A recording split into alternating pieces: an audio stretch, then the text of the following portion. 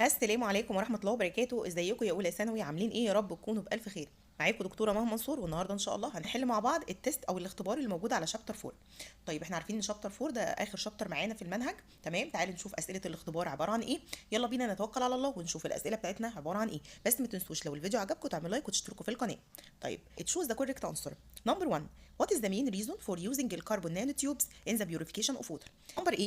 Their electrical conductivity that help in removal of contaminant. طيب number B. Increasing the surface area that allows them to get rid of contaminant. Number C. They react as a catalyst to disintegrate the contaminant. Number D. Their magnetic properties allow them to attract the contaminant. طيب هنا بيسألني ليه انا بستخدم اللي هي الكربون نانو تيوب، انابيب الكربون النانونيه، خصوصا بيوريفيكيشن، عمليه التنقيه بتاعه الميه. طيب خليكم عارفين دايما دلوقتي احنا بنستخدم حاجه اسمها الفلاتر النانونيه او النانو فلتر، يعني من ضمن محتويات حاجه اسمها الكربون نانو تيوب، انابيب الكربون النانونيه، وده عندها القدره انها تعمل ريموفال يا ولاد لاي كونتامينيشن، زي مثلا البكتيريا، زي الهيفي ميتالز، اكتر كفاءه طبعا من الايه، من الفلاتر العاديه.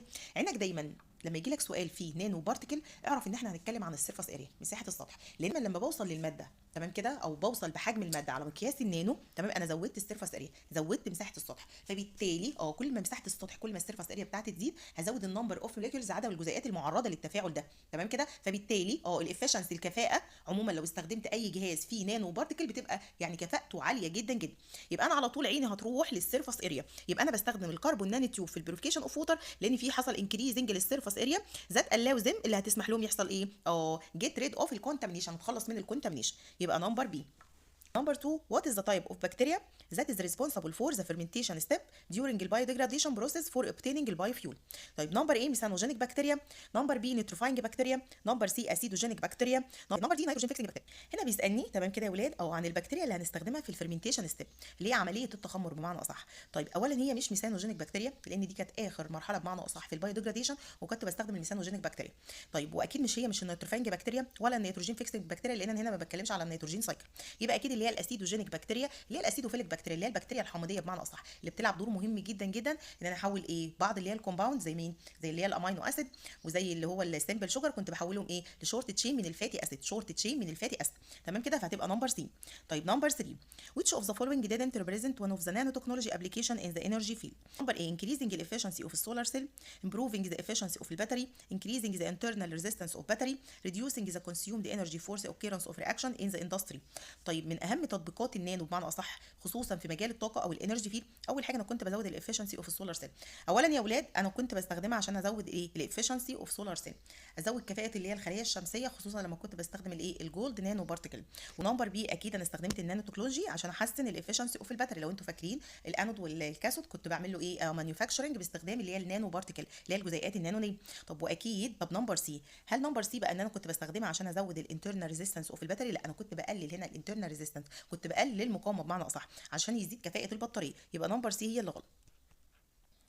طيب نمبر 4. which of the following characterize CSP technology for the regular solar cell?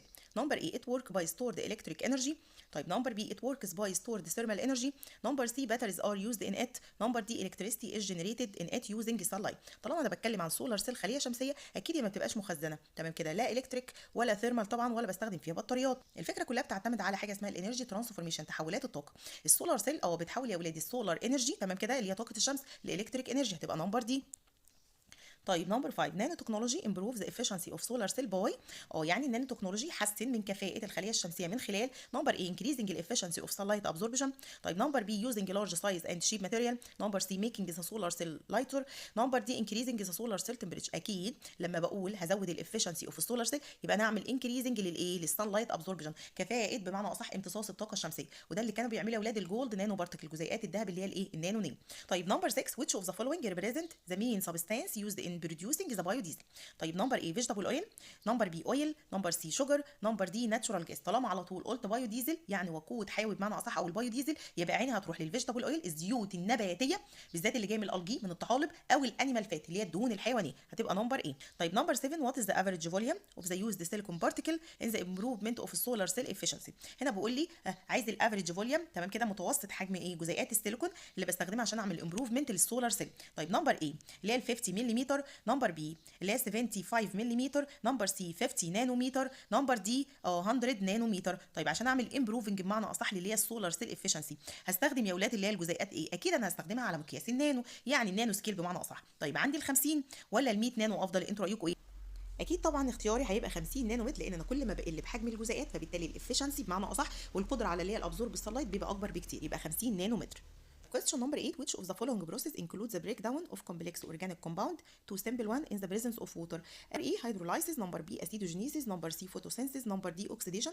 طالما انا هعمل بريك داون لكومبلكس في وجود الووتر يبقى هعمل هيدرولايسيس يعني تحلل مائي، تمام. ودي تعتبر يا ولاد الفيرست ستيب، تمام، في البايو ديجراديشن، اول خطوه تمام كده في التحلل البيولوجي. نمبر 9. نانو تكنولوجي improves the performance of lithium ion batteries through. Number A decreasing the battery size and weight, decreasing. Number B decreasing their electric conductivity. Number C changing the type of material used in their manufacture. Number D decreasing electric loss. طيب هنا بيسالني عن فكره النانو تكنولوجي عشان ازود او احسن بمعنى اصح البرفورمانس اوف الليثيوم ايون باتري، تمام، بطاريات الليثيوم. هل ان انا بقلل السايز والويت حجمها تمام كده وزنها بمعنى اصح؟ لا طبعا. طب هل بقلل يا ولاد اللي هي الالكتريك كوندكتيفيتي توصيل الكهرباء؟ لا بالعكس ده بزود. طيب هل بعمل تشينجنج للتايب اوف ماتيريال يوزد ان ذير مانيفاكتشر؟ اكيد ان انا هستخدم اللي هي الايه النانو بارتيكل بمعنى اصح، لان انا قلت لكم ان الانود والكاثود بتاع البطاريه تمام كده اللي هو القطب الموجب والقطب السالب بنحاول ندخل في تصنيعه اللي هي النانو بارتيكل، تمام كده. طيب نمبر 10. which of the following is the correct order for the energy conversion in CSP system؟ طيب نمبر A thermal potential electric، نمبر B light chemical electric، نمبر C thermal kinetic electric، نمبر D electric kinetic thermal. طيب هنا بيسالني عن تحولات الطاقه بمعنى اصح في السي اس بي اللي هو الايه؟ الكونسنتريتد سولار باور. كونسنتريتد سولار باور هي الفكره كلها ايه؟ انا بستخدم بمعنى اصح يا ولاد ميرور او لينس، عدسات او مرايا بتعمل فوكسنج تمام كده للسان ريز، لاشعه الشمس. طيب السان ريز دي بنجمعها في مكان بمعنى اصح بيبقى متصل بحاجه اسمها البايب اللي هي الانابيب بتبقى فيها ووتر. طيب فبنقول ان السولار انرجي اللي هي طاقه الشمس بتعمل هيتنج بمعنى اصح للووتر، فالميه لما بتسخن بيحصل لها ايفابوريشن فبتتحول لستيم، الستيم يبدا يتحرك في بايبس يروح لحاجه اسمها التوربين، فالتوربين يبقى عنده ايه؟ كاينيتيك انرجي، وبعد كده نروح للجنريتور بمعنى اصح فتتحول للايه؟ الكاينيتيك انرجي لالكتريك انرجي. يبقى انا في الاول كان عندي سولار انرجي طاقه شمسيه، وبعد كده اتحولت لايه؟ لكاينيتيك، وبعد كده لالكتريك. يبقى انا كان عندي بوتنشال لالكتريك هي بادئه بثيرمال ومنتهيه بالكتريك بس بوتنشال لا. طب لايت لكيميكال لالكتريك؟ لا هي لايت لكاينيتيك بمعنى اصح. طب نمبر سي ثيرمال طاقه حراريه لكاينيتيك وبعد كده لالكتريك، صح هتبقى نمبر سي. خلينا نكمل. طيب question number 11. which of the following represents the first step in the production of bioethanol during the chemical process? Number A fermentation، B hydrolysis، C aerobic decomposition، D acetogenesis. طالما على طول قال لي بايو ايثانول يبقى انا عيني هتروح لشجر هيحصل لها fermentation، يبقى fermentation. طيب question number 12. Two solar panel of the same size are placed adjacent to each other, panel X and panel Y, where panel X is made of regular solar cell and panel Y is made using nanotechnology. If the two panels are used together for the same period of time, we will find that number A both of them produce equal amount of electric energy. Number B the electrical energy produced from Y is greater than the electrical energy produced from X. Number C the electrical energy produced from X is greater than electrical energy produced from Y. Number D the answer can't be determined. هو بيقول لي انا عندي 2 سولار بانل، عندي لوحين شمسيين، تمام، واحد اكس والتاني واي. قال لي ان اكس عباره عن ريجولار سولار سيل وواي مصنوع من النانو تكنولوجي. طالما نانو تكنولوجي يبقى كفاءه واي على الابزوربشن وفي السولار سيل اكبر بكتير جدا جدا من كفاءه اكس. طيب قال لي ان اكس ميد اوف ريجولار سولار سيل، تمام. طب واي مستخدمين النانو تكنولوجي، وهنا الاجابه كلها طالما استخدمت النانو تكنولوجي يبقى انا زودت الافشنسي اوف واي انها تعمل ابزورب للسلايت، فبالتالي كميه الالكتريك انرجي اللي هتنتج من واي هتبقى جريتر ذان اكس، يبقى كميه الالكتريك انرجي اوف واي جريتر ذان اكس، تمام كده. خلينا نكمل. طيب answer the following question. Number 13. What is the role of steam in CSP system؟ ايه هنا دور الستيم؟ انا بيسالني عن دور الستيم، تمام كده، اللي هو البخار في السي اس بي اللي هو concentrated solar power، تمام كده. طيب هي فكره الستيم ان انا لما عملت هيتنج للووتر بمعنى اصح من خلال اللي هي الثيرمال انرجي اوف الصن، الستيم ده بدا يتحرك في البايبس في الانابيب، تمام، ويروح لحاجه اسمها التوربين فيعمل له ايه؟